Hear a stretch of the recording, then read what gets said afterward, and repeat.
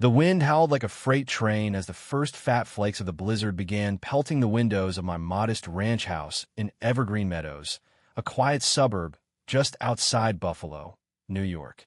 3 feet of snow was forecast, maybe more, and nothing good ever came from an early morning doorbell during lake effect weather like this. I pulled on an old flannel shirt and opened the door to find Evelyn Whitaker standing there, bundled in a fur-trimmed coat that looked more suited for Aspen than a Buffalo winter. Evelyn was president of the Evergreen Meadows Homeowners Association, and her reputation preceded her like a bad odor. "Mr. Thompson," she said without so much as a good morning, "I'm here on official business. We've documented several violations at your property." I leaned against the doorframe, already tired. "Evelyn, there's a monster storm coming. Can this wait?" "The association doesn't pause for weather, Robert," she replied, producing a clipboard she'd somehow kept dry in the gusts. "Your mailbox is positioned 3 inches too far, right according to the approved specifications. Your front door wreath has pine cones, which are not on the approved color palette of silver and blue. And last week's shoveling left irregular patterns, not the uniform east-west method outlined in the guidelines." I stared at her. "You're fining me for how I shovel snow." "Uniformity preserves property values," she said, jotting notes. "Each violation is $200. That's $600 total, due in 15 days. Evelyn, I'm not paying $600 because my wreath isn't the right shade." Her eyes narrowed. The same look she'd given the Millers when they painted their shutters the wrong shade of beige, or old Mr. Alvarez when he tried to keep a small tomato patch in his backyard. "The bylaws are clear. Non-compliance results in a lien on the property. I've done it before, and I'll do it again. This community has standards." I felt my jaw tighten. I'd moved to Evergreen Meadows 4 years earlier, right after my wife Sarah lost her battle with breast cancer. The house had been her dream. Quiet streets, mature trees, a place to grow old together. I bought it to honor her memory and to start over. For the first year, Evelyn left me alone, probably out of some semblance of sympathy. After that, the gloves came off. Every tiny infraction brought a fine, a certified letter, or an unannounced inspection. "I'll look at the bylaws," I said evenly. "Now, if you'll excuse me, I need to get ready for the storm. One more thing."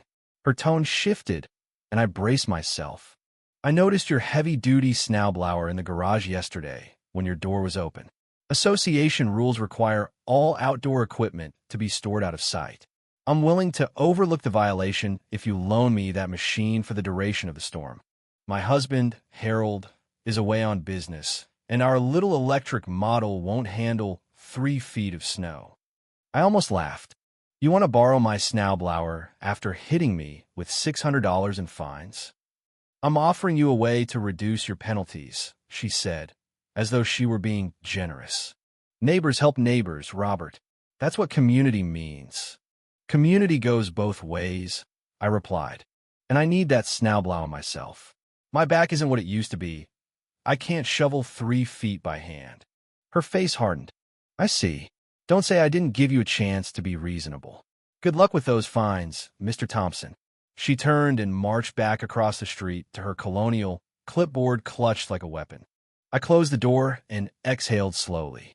My phone buzzed, a text from my business partner, Carlos Rivera. "Storm's coming in hot. Crew's ready." I smiled despite everything. Carlos had no idea how hot things were about to get.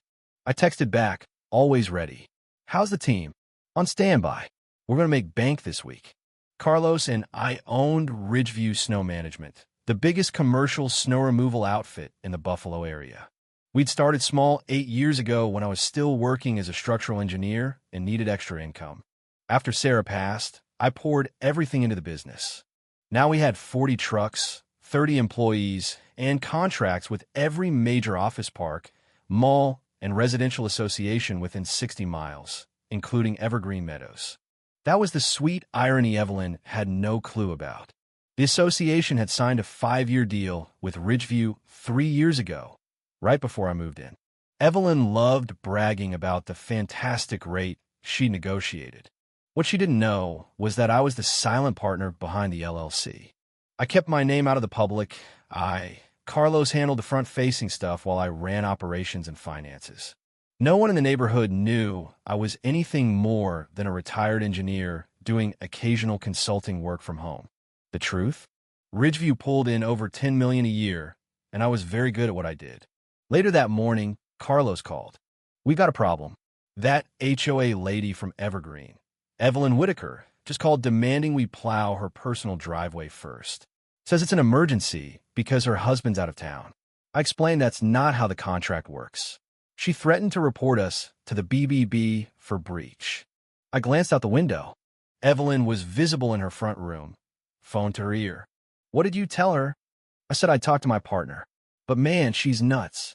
She's called 6 times this month, complaining about tire tracks and demanding special patterns." "Don't do anything yet," I said. "I'll handle Evelyn Whitaker." The snow started falling hard around noon. Wet, heavy flakes that piled up fast. By evening, visibility was near zero, and the wind was gusting 50 miles an hour. I prepped the house, firewood, generator, food, and checked my Snowblower, a commercial-grade Toro with a 30-inch auger built for lake-effect monsters. Around 8 that night, the power flickered but held. The neighborhood group chat lit up with updates and offers of help. Evelyn, of course, used it to complain. Why wasn't Ridgeview already plowing?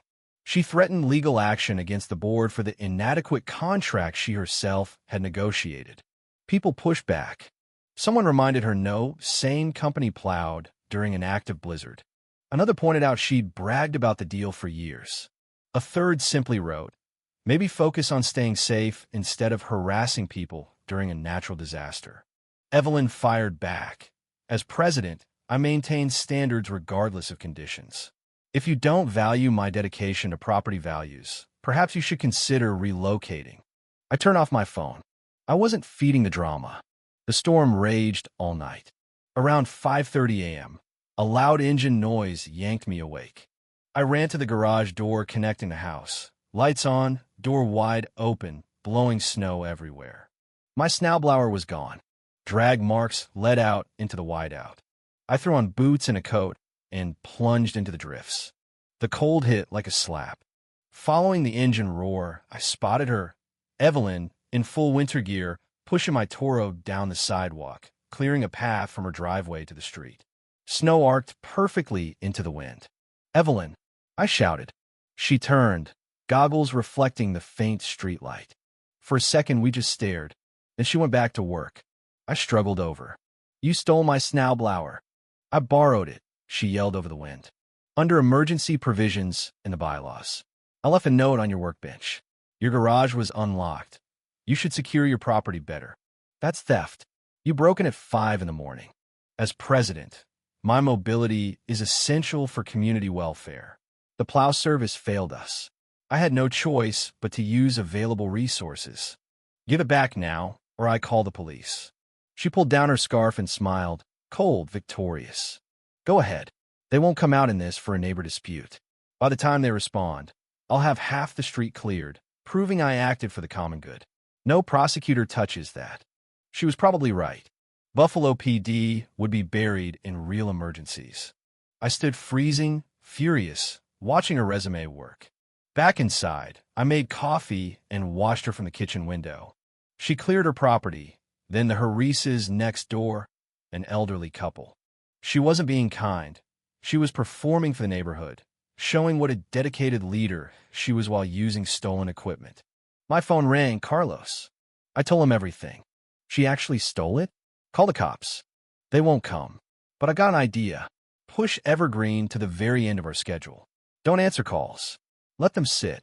"Robert, that skirts the contract.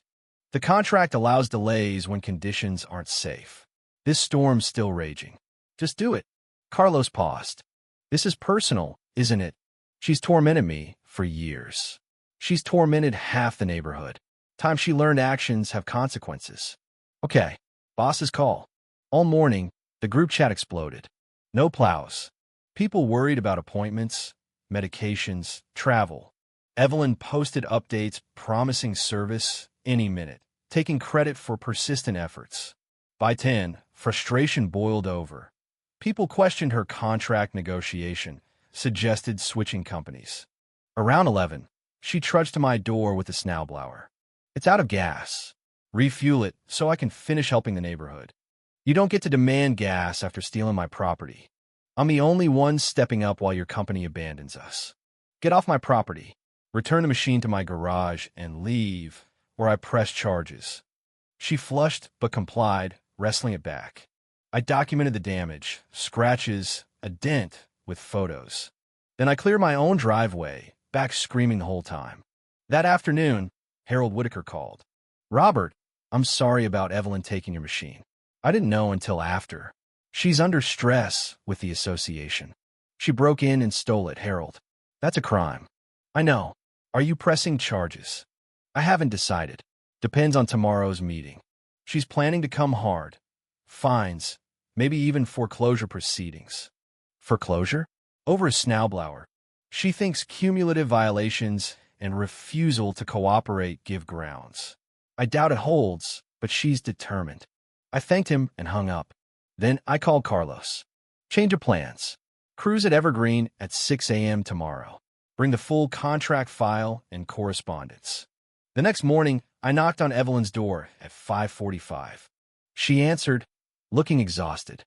"Ridgeview will be here in 15 minutes, I said. "How do you know?"